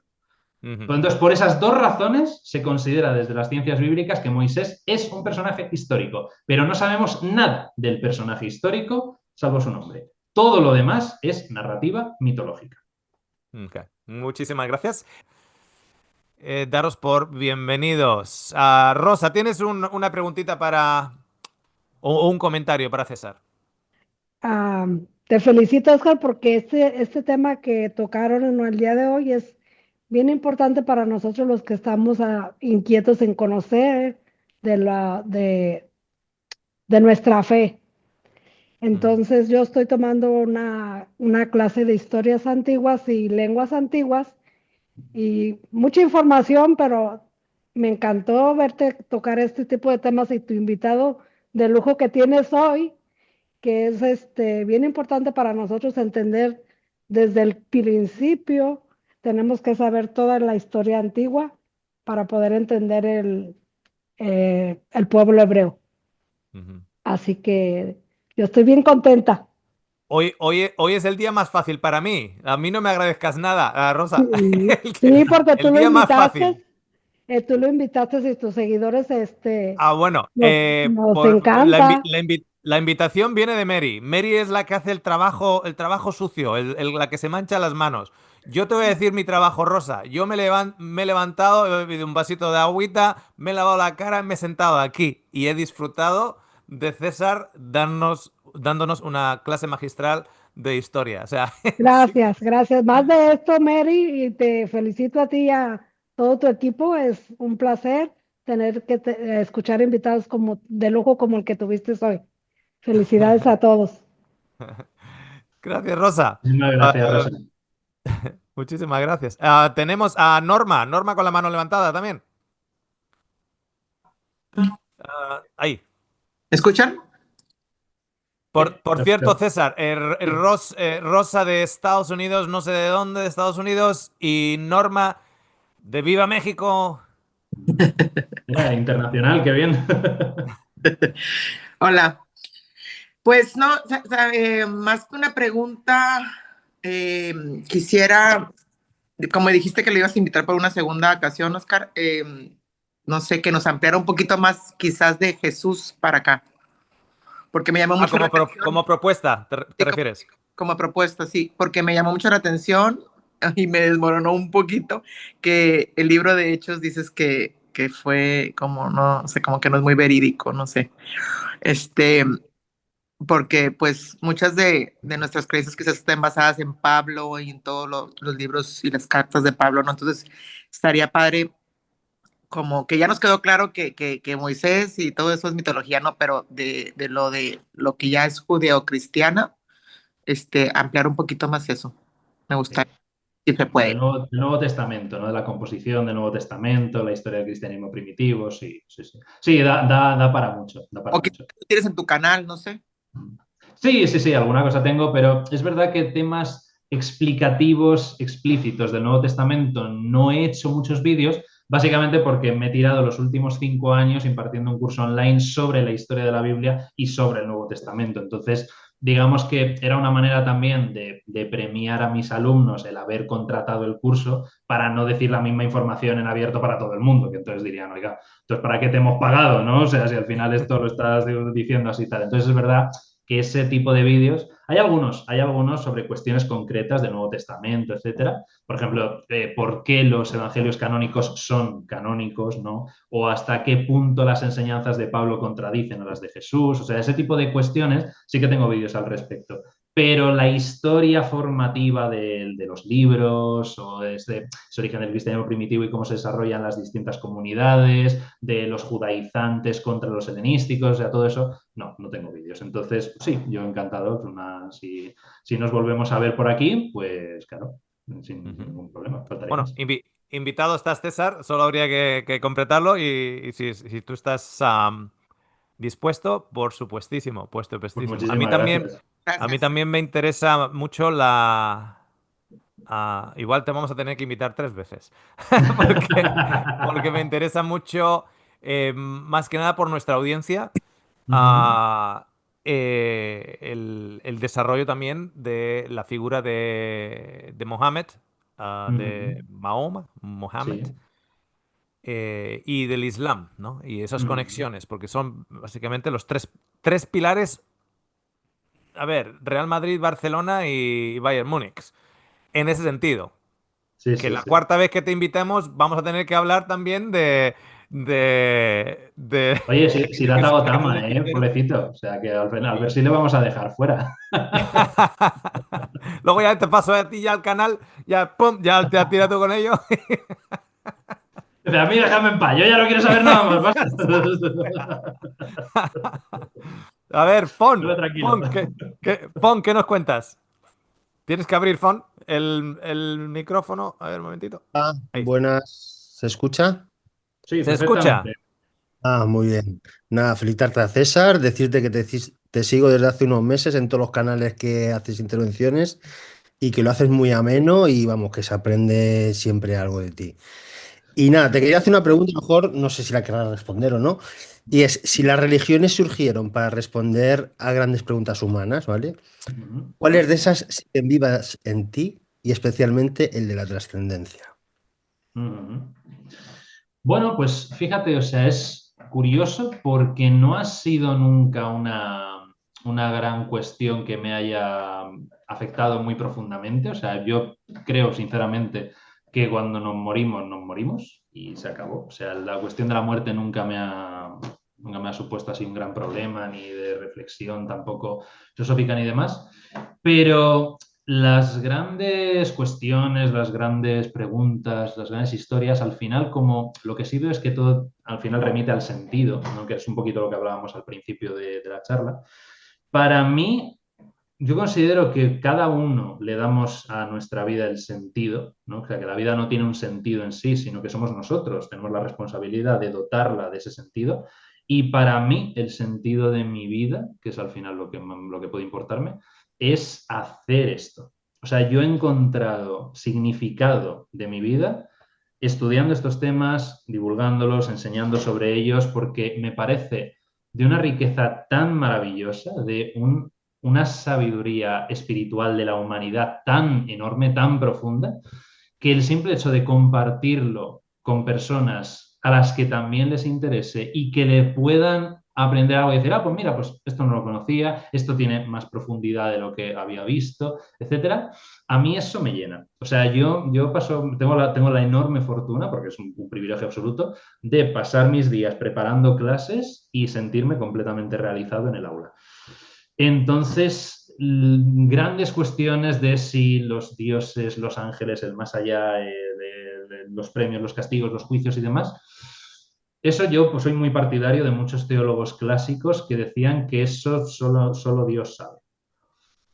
Ujú. Entonces, yo por esas cosas no me preocupo. De hecho, precisamente adelantando un poquito la clase donde hablemos un poco más de Muhammad, Muhammad era muy contrario a este tipo de disquisiciones y de especulaciones, precisamente por eso, porque dice, no lo sabemos, nadie lo sabe, ningún hombre lo sabe, solamente lo sabe Dios. Y no solamente no lo sabemos, sino que nos posicionamos en un punto o en otro de una manera tan brutal que llegamos a asesinarnos unos a otros. Porque Muhammad fue testigo de cómo el Imperio Romano de Oriente, que representaba la gran ortodoxia, ¿no?, perseguía a los que consideraba herejes y los llevaba a la muerte en muchas ocasiones. Entonces, claro, para él, el hecho de por algo que no puedes saber, porque solo pertenece al conocimiento de Dios, estás matando a gente. Entonces eso él lo llevaba fatal. Entonces recomendaba muchísimo a la UMA que no se perdiera en especulaciones e ideas y demás, y que viviera en una ortopraxia mucho más que en una ortodoxia. Que en eso se parece bastante a la práctica judía. O sea, ni en el Islam ni en el judaísmo existe una ortodoxia como existe, por ejemplo, en el catolicismo, ¿no?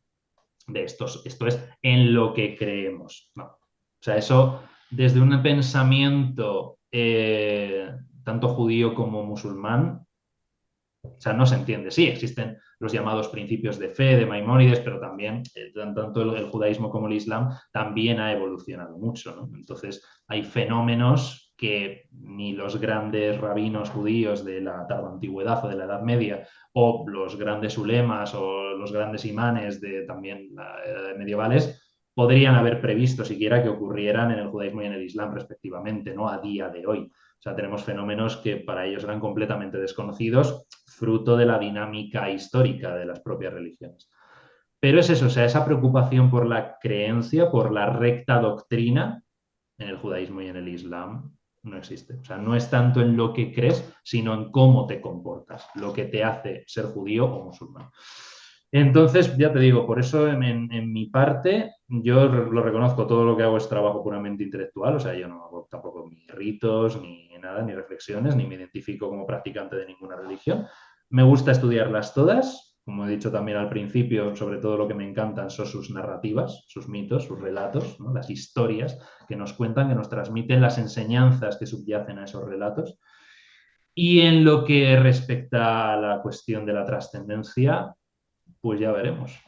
Al final juego en un Dios sabrá, como 50%. has dicho, ¿no? Claro, al final eso realmente me parece muy sabio, lo que repite muchas veces el Corán y también los hadices, cuando se hace una afirmación que no viene directamente por revelación divina, cuando se hace algún tipo de afirmación que pretende sentar por lo menos alguna base de derecho islámico o algo por el estilo, siempre se termina con una frase que me parece maravillosa, que es, pero Dios sabe más. O sea, esto es como, yo digo esto, pero Dios sabe más, que es una manera, por una parte, de cubrirte las espaldas, que me parece buenísima, pero también es una declaración de humildad, de decir, vamos a ver, o sea, yo presento esto, pero es lo que yo pienso y lo que yo opino. Dios sabe más, Dios siempre sabe más. Por lo tanto, eso, respecto a la trascendencia, ya veremos, Dios sabe más. Gracias. No sé. A ti, Fon, Muy gracias. bien. Pues hemos estado juntos prácticamente 2 horas. César, te quiero dar las gracias por tu tiempo, ¿ok? Porque Gracias es, a ti. es- es- es tu tiempo, 2 horitas. Quiero dar las gracias a todos los que han llegado hasta el final, ¿ok? Hasta el final han llegado. Quiero dar las gracias a los 28 que han llegado hasta el final, ¿ok? Que no se han mantenido ahí en línea hasta el final. Y evidentemente todos aquellos que se han quedado hasta el final, les animo a cuando lo subamos a YouTube, que como hay tanta información, y sabéis que salvo el anuncio del principio, eh, Mary quita todo para que no salga, tratar de que no salga ningún otro anuncio, vais a poder disfrutar. Acostaros en la cama, poneros los auriculares y vais a tener ahí 1 hora y media sin ninguna interrupción. Podéis cerrar los ojitos y sin ninguna interrupción, que tengáis que estar ahí skipping anuncios ni nada de eso. Y vais a necesitar escucharlo nuevamente, evidentemente, porque hay mucha información y no solo de lo que dijo, sino de aquellas cosas que están paralelas a aquello que dijo y aquello que no dijo, ¿no? ¿Por qué no dijo que hoy? ¿Cómo es que omitió? Claro, porque igual lo omitió porque no está ahí. Entonces eso abre otra caja de Pandora en vuestras cabezas. ¿A qué? Así que, aunque hayáis escuchado hoy, os animo que los escuchéis también y que lo compartáis allá a aquellos que creáis que les va a ser de beneficio. ¿Ok? Muy bien. César, a ti ya me pongo en contacto contigo a través de tu email, ¿ok? Para invitarte en otra ocasión, pero ya desde aquí te doy sinceramente mis enormes gracias por parte mía y por parte de Mary y por parte de todos los que hemos estado aquí. Muchísimas gracias a ti, Oscar, también a Mary, a Fon, a Jacqueline, a Rosa, a Claudia, a todo el mundo que habéis estado. Gracias por acompañarnos. Y nada, yo encantadísimo, de verdad. O sea, siempre lo digo, siempre que hablo con alguien con intereses compartidos, es un gustazo, es un privilegio y francamente, en un mundo que está tan enrabietado y tan polarizado en todo momento, pues el compartir estas pasiones es siempre un regalo. Así que muchísimas gracias por eso. Muchísimas Fantástico. gracias de mi parte y saludos también a todos. Gracias César por haber aceptado la invitación y también deciros que es la primera vez que escucho en un vídeo a Oscar tan callado. No, pero eso tiene una explicación también, ¿eh? Primero, la primera explicación es que ya me han tirado de las orejas porque cuando habla Alex Rey, no, parece ser que no le dejo hablar. Así que ya me han dicho que, oye, que deja a Alex hablar. Entonces ya lo he interiorizado. Ok, a ver, hay que dejar a César hablar. Eso primero. Y luego que el tema ha estado maravilloso. Un El tema ha Yo temazo. estado también hablo maravilloso. mucho, ¿eh? Yo también me he enrollado mucho, o sea que el No, pobre no, tampoco ha pero podido meter mucha baza. no, se notaba en todo momento la pasión, como decías, que le dabas, tiene ese sentido de pasión que vos lo vivís y entonces eso hace mucho más ameno esa parte histórica y de tanto contenido, pero creo que le va a pasar a muchos de los que han estado ahora y al resto de los usuarios luego que van a querer volver a verlo, como hacen muchos de nuestros usuarios también. Lo vuelven a ver, toman nota y van a escribir este vídeo y los que vengan. Gracias. Que sepas, sí, César, es eso, que la mayoría de las personas que ven nuestros vídeos en YouTube, hay muchos que dicen, es la segunda vez que lo veo, es la tercera vez que lo veo, o sea, repiten y van. Y ahora con el chat GPT andan ahí, no, pues lo estoy comparando con el chat GPT. O sea, que te quiero decir que hay analistas, te van a analizar todo. Bien, estupendo. Pues nada, oye, yo encantado y así cuando nos volvamos a ver, pues seguimos hablando de cosas interesantes. Fantástico. Ok, muy bien.